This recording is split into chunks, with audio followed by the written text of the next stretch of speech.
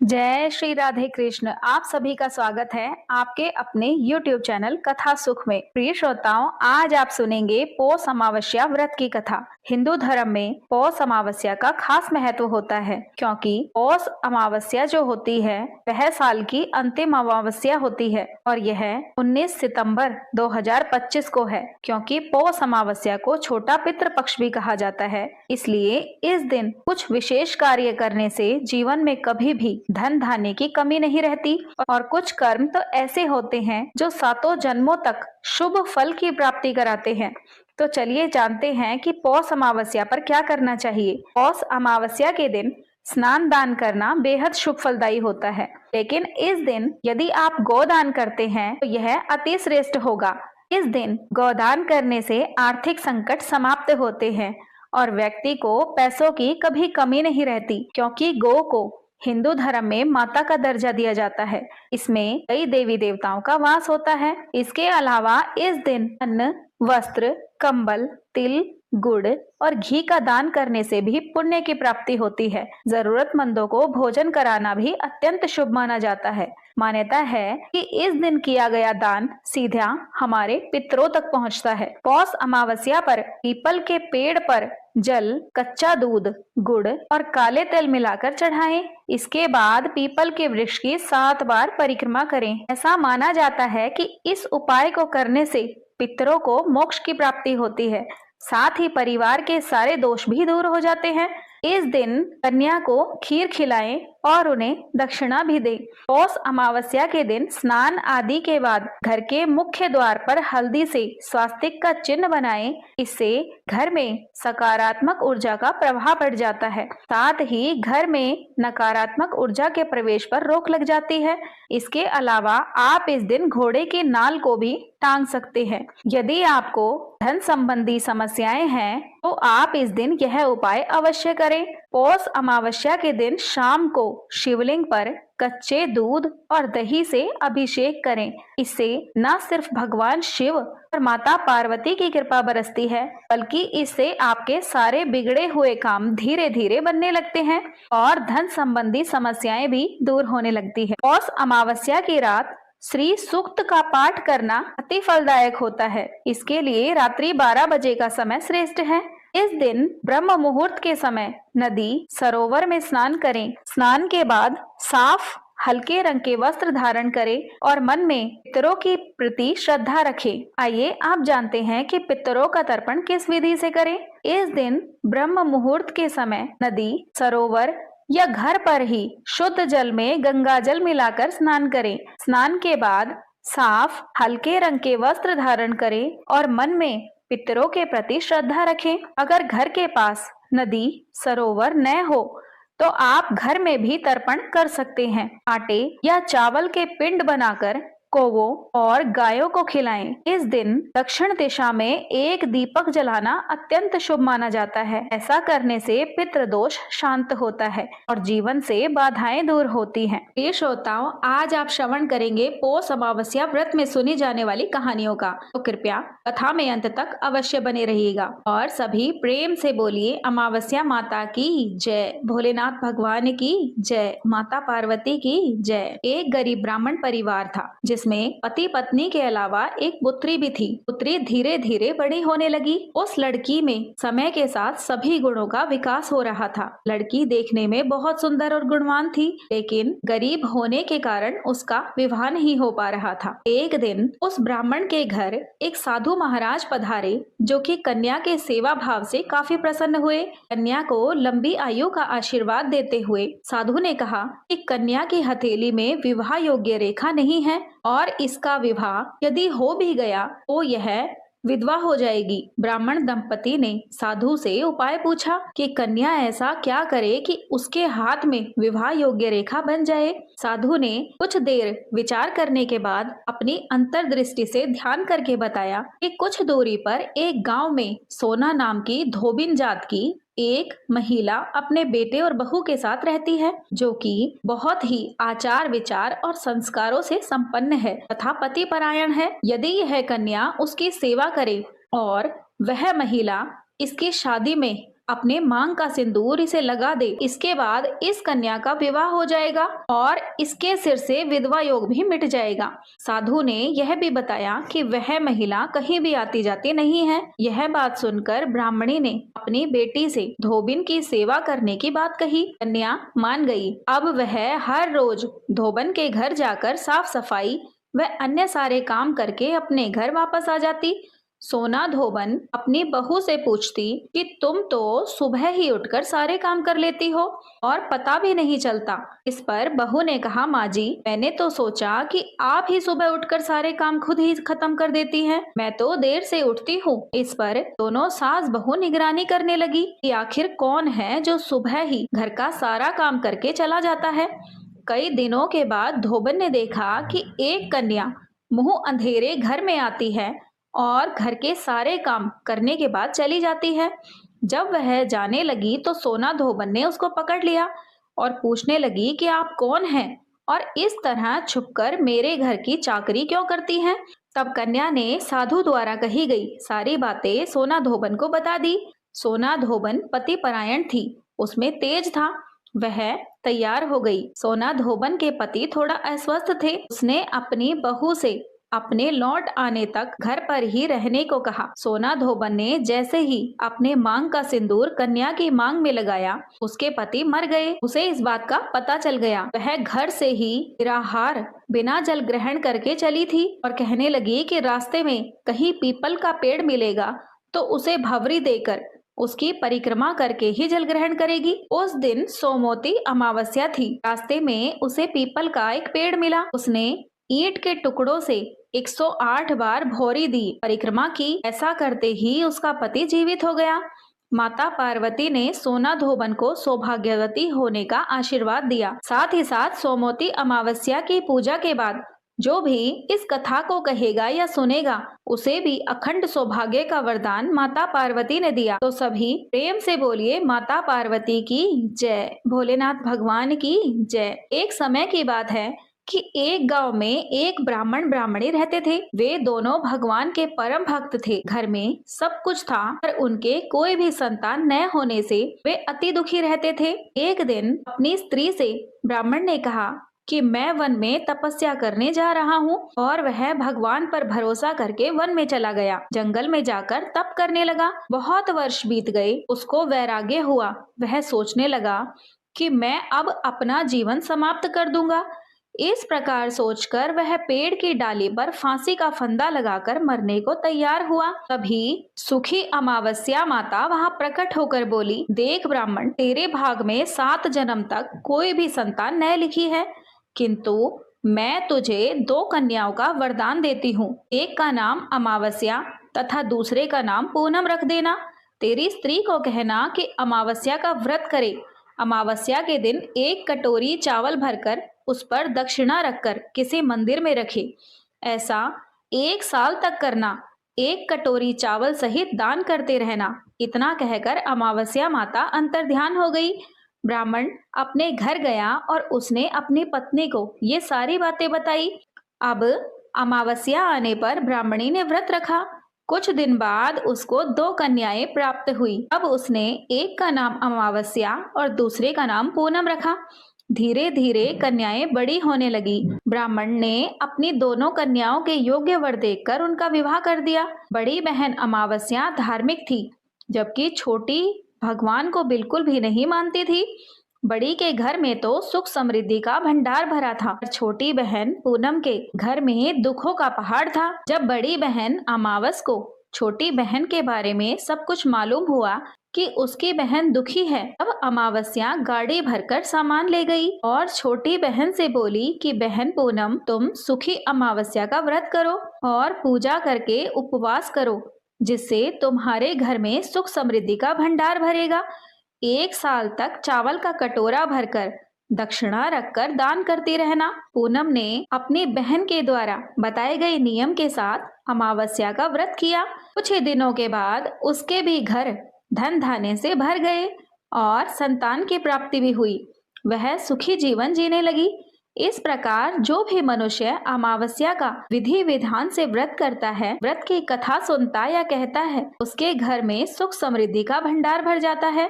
तो सभी प्रेम से बोलिए अमावस्या माता की जय। बहुत पुरानी बात है कि एक नगर में एक राजा राज्य करता था। उसकी प्रजा एवं परिवार सब आनंद से रहते थे। राजा की रानी धार्मिक एवं प्रजा प्रेमी थी। राजा के महल के सामने एक साहूकार का महल था। राजा की रानी एवं साहूकार की पत्नी में मित्रता थी। रानी सारे प्रजा से प्रेम करती। एक रोज साहूकार की हवेली से रोने की आवाजें आ रही थी। रानी अपने महल में रोने की आवाज सुनकर राजा से पूछने लगी तो राजा ने कहा कि सेठ जी का पुत्र मर गया है। इसी दुख के कारण साहूकार एवं साहूकारनी रो रहे हैं। रानी बहुत व्याकुल थी। उसने राजा से कहा कि महाराज, यह दुख क्या होता है। राजा को समझ में नहीं आ रहा था कि रानी को अब वह कैसे समझाए कि दुख क्या होता है। रानी बार बार राजा से पूछ रही थी कि राजन बताइए ना, दुख क्या होता है। राजा ने अपनी रानी से कहा कि तुम अपने कुंवर को मार दो तो तुम्हें मालूम हो जाएगा कि दुख क्या होता है। अब महारानी ने अपने कुंवर को महल से नीचे गिरा दिया, लेकिन भगवान की कृपा से कुंवर गारे के ढेर पर गिरा और उसको खरोच भी नहीं आई। रानी अपने कुंवर को देखने नीचे आ रही थी, तब तक कुंवर को सामने से आते हुए देखा। यह देख राजा भी दंग रह गया कि इतनी ऊपर से गिरने के बाद भी कुंवर को कुछ भी नहीं हुआ। रानी ने राजा से फिर पूछा कि महाराज बताइए ना, दुख क्या होता है। उस समय पड़ोसी राज्य में राजा के सैनिक युद्ध कर रहे थे। राजा ने रानी से कहा कि हे रानी, अब मैं लड़ाई में अकेला जा रहा हूँ। जब तुम मेरे मरने का समाचार सुनोगी तो तुम्हें दुख का एहसास हो जाएगा। राजा युद्ध के लिए प्रस्थान कर गए, लेकिन भगवान की कृपा से राजा युद्ध जीतकर महल वापस आ गया। अब राजा को और ज्यादा आश्चर्य होने लगा। उसी समय रानी राजा के पास आई और फिर से वही प्रश्न दोहराकर बोली कि हे राजा, यह दुख क्या होता है। अब राजा बोले कि रानी, मैं गंगा यात्रा करने के लिए जा रहा हूँ। वहां गंगा की धारा में मैं बह जाऊंगा, तब तुम्हें दुख का एहसास होगा। रानी ने गंगा यात्रा की तैयारी कर दी। इधर कैलाश पर्वत पर शिव जी ने माता पार्वती जी से कहा कि आज हम धरती लोक पर घूमने चलेंगे। शिव जी बकरे का रूप धरकर और माता पार्वती बकरी का रूप धारण करके एक बावड़ी के पास घास चरने लगे। अब तक राजा और रानी की सवारी वहां आ गई। रानी ने सुंदर छाया और बावड़ी को देखा तो रुकने के लिए कहा। राजा भी मान गए। राजा रानी ने वहां जलपान किया। राजा पानी लेने के लिए बावड़ी के बाहर चले गए। बकरे और बकरी की रूप धरे पार्वती माता ने शिवजी से पूछा कि स्वामी, इस रानी को दुख क्यों नहीं मिलता। रानी ने बकरे और बकरी की मनुष्य के रूप में बोलते हुए वह सारी बात सुनी। पार्वती जी के पूछने पर शिव जी ने बताया कि इसने अमावस्या का व्रत किया था, उसी के पुण्य से यह इस जन्म में रानी बनी और सुखों को भोग रही है। यह राजा गंगा में भी नहीं मरेगा। रानी ने यह सारी बातें सुनी और जब राजा पानी लेकर आए तो रानी ने राजा को यह सारी घटना सुनाई। राजा सारी बात जानने के बाद अपने राज्य लौट आया। राजा ने अपने पूरे राज्य में घोषणा करवा दी कि सभी लोग अमावस्या का व्रत करना प्रारंभ कर दें। अमावस्या का व्रत करने से राजा और रानी को इस लोक में सुखों की प्राप्ति हुई। तो प्रेम से बोलिए अमावस्या माता की जय, भोलेनाथ भगवान की जय। एक गांव में एक बुढ़िया माई अपने बेटे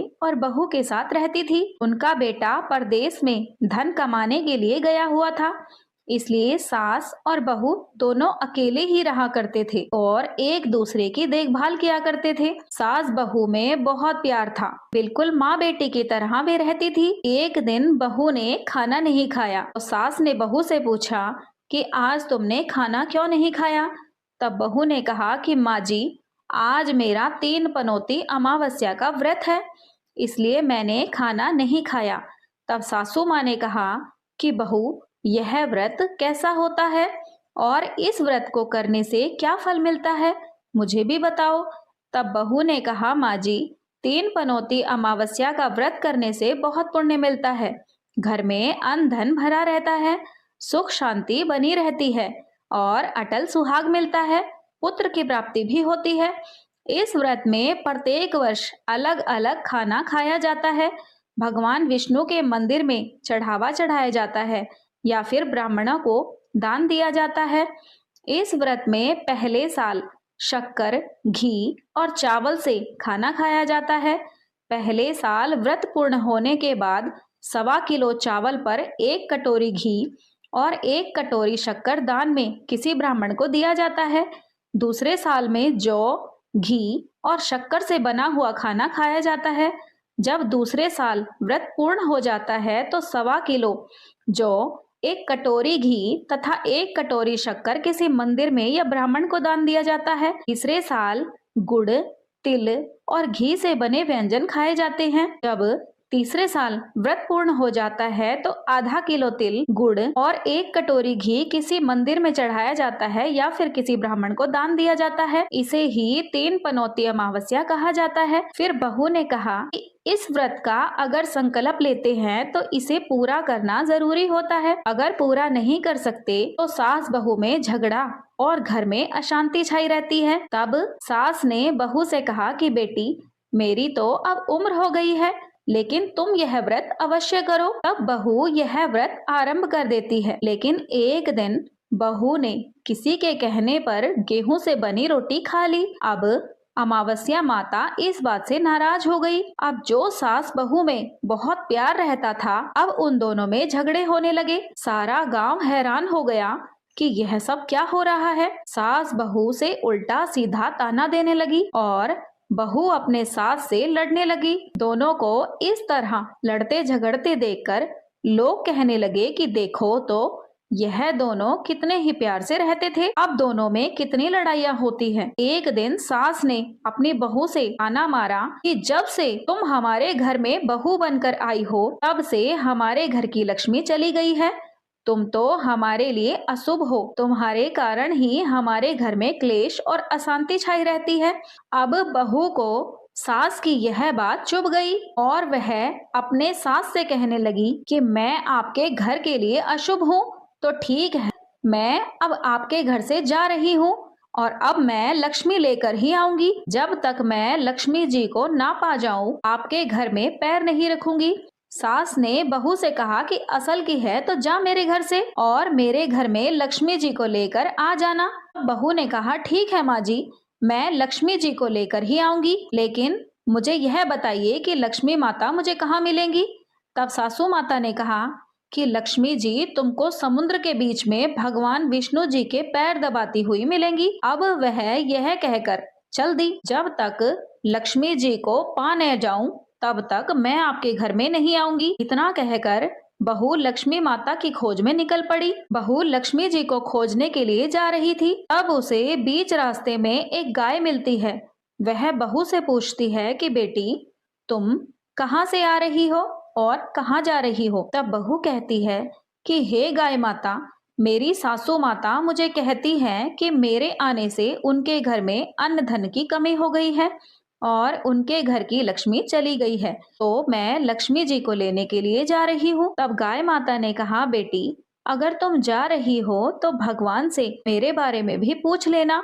तब बहू बोलती है कि ठीक है गाय माता, बताओ मैं आपके बारे में क्या पूछूंगी। तब गाय माता बोलती है कि बेटी, मेरा जब भी बछड़ा होता है तो वह मर जाता है, जिंदा नहीं रहता, तो भगवान से पूछ लेना कि मेरे साथ ऐसा क्यों होता है। मैंने ऐसा कौन सा कर्म किया है जो कि मेरे साथ मेरी संतान जीवित नहीं रहती। बहू बोली ठीक है गाय माता, मैं आपके बारे में जरूर पूछ लूंगी। यह कहकर वह आगे चल दी। आगे चलते चलते बहू को एक घोड़ी मिलती है जिसके गले में घंटी बंधी होती है। घोड़ी ने भी कहा कि बेटी, तुम कहाँ से आ रही हो और कहाँ जा रही हो। तब बहू घोड़ी से कहती है कि मेरी सासू माँ मुझे अशुभ कहती है, मेरे आने से उनके घर की लक्ष्मी चली गई है, अब मैं लक्ष्मी माता को ढूंढने के लिए जा रही हूँ। तब घोड़ी कहती है कि बेटी, मेरे दुख का कारण भी भगवान से पूछ लेना। तब बहू ने कहा जरूर पूछ लूंगी, पर बताओ तो सही कि तुम्हें क्या दुख है। तब घोड़ी कहती है कि मेरे गले में यह पट्टा बंधा रहता है। मैं इसके कारण बहुत दुखी हूँ। बहू ने कहा, ठीक है, मैं पूछ लूंगी। इतना कहकर वह आगे बढ़ जाती है। आगे जाने पर बहू को एक अंधा बहरा बुजुर्ग मिलता है। वह भी बहू से अपनी समस्या भगवान से पूछने के लिए कहता है। तब वह उसकी समस्या भी भगवान से पूछने के लिए कहकर आगे बढ़ जाती है। आगे चलते चलते बहू को एक बूढ़ी औरत मिलती है जो हाथ और पैर से अपाहिज थी। वह भी बहू से कहती है कि बेटी, तुम कहाँ जा रही हो? तब बहू कहती है कि मेरी सासू माँ मुझे अशुभ कहती हैं। मेरे आने से उनके घर की लक्ष्मी जी रूठकर चली गई हैं, इसलिए मैं लक्ष्मी माता को खोजने के लिए जा रही हूँ। तब वह अपाहिज बुढ़िया उनसे कहती है कि बेटी, अगर तुम्हें भगवान मिले तो मेरी समस्या का भी समाधान पूछ लेना। बहू कहती है कि ठीक है माँ जी। इतना कहकर वह आगे चल देती है। अब चलते चलते वह बहुत थक जाती है और एक आम के पेड़ के नीचे बैठ जाती है। तब आम का पेड़ खुश होकर उससे ये सारी बात कहता है और वह सारी बात बताकर कहती है कि मैं तो लक्ष्मी माता को खोजने के लिए जा रही हूँ। तब पेड़ भी अपनी समस्या भगवान से पूछने के लिए कहता है कि बेटी, मेरे पेड़ पर लगे आम खट्टे रहते हैं, इस बारे में भी भगवान से जरूर पूछ लेना। अब वह उसकी भी समस्या लेकर आगे बढ़ जाती है। अब आगे बहू को एक नदी मिलती है। वह नदी बहू से कहती है कि हे बेटी, तुम मेरी भी समस्या भगवान से पूछ लेना कि मेरी तलहटी का पानी इतना मैला क्यों रहता है, कोई भी इसे पीता नहीं। तब बहू कहती है कि जरूर पूछ लूंगी। इतना कहकर वह आगे बढ़ जाती है। बहुत दिन जंगल में चल चल कर बहू थक जाती है। अब बहू को भूख लग जाती है, लेकिन बहू को खाने के लिए कुछ नहीं मिलता। अब वह इतनी थक जाती है कि भूख के कारण बेहाल हो जाती है और वहीं जंगल में बेहोश होकर गिर जाती है। उसी समय भगवान विष्णु माता लक्ष्मी के साथ वहां से गुजर रहे होते हैं। अब लक्ष्मी माता भगवान विष्णु से कहती है कि हे नाथ, यह आपकी परम भक्त है, आप इसके दुखों का निवारण करो। तब भगवान विष्णु कहते हैं कि हे देवी, इस संसार में बहुत जीव दुखी हैं, सभी को अपने कर्मों का फल भोगना ही पड़ता है। वह किस कर्म का फल भोग रहे हैं, किस किस के दुख का मैं निवारण करूं? तब लक्ष्मी माता ने भगवान विष्णु से विनती करी और कहा कि वह भूखी प्यासी है और इसे ऐसे ही यहाँ पर छोड़ दिया तो जंगली जानवर इसको खा लेंगे। माता लक्ष्मी की बात सुनकर भगवान विष्णु एक साधु का वेश धरकर आते हैं और बहू के पास पहुंच जाते हैं और उसे होश में लाते हैं। जब बहू होश में आती है तो साधु के वेश में भगवान उससे पूछते हैं कि बेटी, तुम यहाँ क्यों आई हो और कहाँ जा रही हो? अब वह अपनी पूरी बात बताती है। उसकी सास उसे अशुभ कहती है और उसके कारण उसके घर से लक्ष्मी चली गई, इसलिए वह लक्ष्मी माता को खोजने के लिए निकली है। उसकी बात सुनकर भगवान विष्णु और माता लक्ष्मी वहां प्रकट होते हैं और उसके साथ अमावस्या माता भी प्रकट होती है। अब बहू उनके चरणों में गिरकर वंदना करती है, बार बार उन्हें नमस्कार करती है और उनके चरणों में गिरकर धन्यवाद देती है कि जो मुझे साक्षात दर्शन हो गए। माता बहू से कहती है कि बेटी, तूने मेरे व्रत को खंडित किया है, इसी की सजा तुम्हें मिल रही है, लेकिन अब मैं तुम्हें माफ करती हूँ। अब तुम घर चली जाओ और तुम्हारा घर धन धान्य से संपन्न होगा, तुम्हारा घर सुंदर महल में बदल जाएगा और तुम्हारी सभी मनोकामनाएं पूर्ण हो जाएंगी। इस पर बहू कहती है कि मुझे रास्ते में गाय माता मिली, उसको यह समस्या है, यह कैसे दूर होगी, उसके भी दुख का निवारण कीजिए। तब विष्णु भगवान बोलते हैं कि जो गाय तुमको मिली थी, जिसका बछड़ा नहीं रहता है, उस गाय ने अपना दूध किसी को भी नहीं पिलाया, इस वजह से उसका बछड़ा जिंदा नहीं रहता। अगर तुम उसका दूध पी लोगी तो उसके बछड़े जिंदा रहने लगेंगे। तब वह घोड़ी के बारे में पूछती है, उसको यह दुख है, उसका दुख दूर करो। तब विष्णु भगवान कहते हैं कि घोड़ी पिछले जन्म में आटा पीसने वाली महिला थी, वह किसी को आटा पीसकर नहीं देती थी, इसलिए उसके गले में चक्की के पाटे बंधे रहते हैं, तुम उसके पाट खोल देना, वह बिल्कुल मुक्त हो जाएगी। अब बहू बुजुर्ग के बारे में भगवान से पूछती है। तब भगवान कहते हैं कि वह बुजुर्ग कभी भी भगवान के मंदिर में नहीं गया और ना ही कभी उसने भगवान का भजन सुना, तुम उसको मंदिर में ले जाना और भगवान के दर्शन करवा देना, वह ठीक हो जाएगा। तब वह बुजुर्ग महिला के बारे में पूछती है और ठीक होने का उपाय पूछती है। तब भगवान विष्णु कहते हैं कि जो बुजुर्ग महिला है उसने कभी भी अपनी जवानी में कोई दान पुण्य नहीं किया, इसलिए उसे यह सजा मिली है। तुम उसके हाथ से दान करवा देना तो उसकी विकलांगता दूर हो जाएगी। फिर वह आम के पेड़ के बारे में विष्णु भगवान से पूछती है, तो विष्णु भगवान जी कहते हैं कि उस आम के पेड़ ने कभी किसी बच्चे को अपना आम खाने नहीं दिया, इसलिए उसके सभी आम खट्टे रहते हैं। तुम उस पेड़ का आम खा लेना, फिर उस पेड़ पर मीठे फल आने लगेंगे। फिर बहू नदी के बारे में पूछती है। तब विष्णु भगवान कहते हैं कि जो नदी की तलहटी है, नदी की, वह पिछले जन्म में देवरानी और जेठानी थी। वे हमेशा लड़ती झगड़ती रहती थी, इसलिए उनका पानी मैला रहता है। तुम उसका पानी पी लेना तो उसका पानी शुद्ध हो जाएगा। बहू ने विष्णु भगवान, माता लक्ष्मी और अमावस्या माता को प्रणाम किया और अपने घर की ओर चल पड़ी। रास्ते में जो जो मिलता गया उसने वे सभी उपाय किए। सभी उसे आशीर्वाद देते हैं और घर जाते ही उसका घर एक सुंदर महल में परिवर्तित हो जाता है तथा घर में अन्न धन भर जाता है। अब बहू सास से कहती है कि माँ जी, आपने सच ही कहा था कि मैं आपके घर के लिए अशुभ हूँ। मेरे जाने के बाद ही आपके घर में लक्ष्मी माता आई हैं। अब आप यहाँ आराम से रहो, अब मैं मरने के लिए जा रही हूँ। तब सासू माता ने कहा कि नहीं बेटी, यह सब तो तुम्हारे 3 पनौती अमावस्या के व्रत का ही फल है जो हमें मिला है। तुम यहीं पर रहोगी, कहीं नहीं जाओगी। तुम तो मेरे घर की गृह लक्ष्मी हो, तुम्हारे कारण ही तो यह सब कुछ हमें वैभव प्राप्त हुआ है।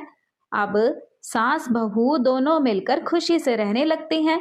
बहू अपनी गलती के लिए सास से क्षमा मांगती है। यह सब अमावस्या माता के नाराज होने के कारण हो रहा था और खुशी खुशी एक दूसरे को माफ करके रहने लगती हैं।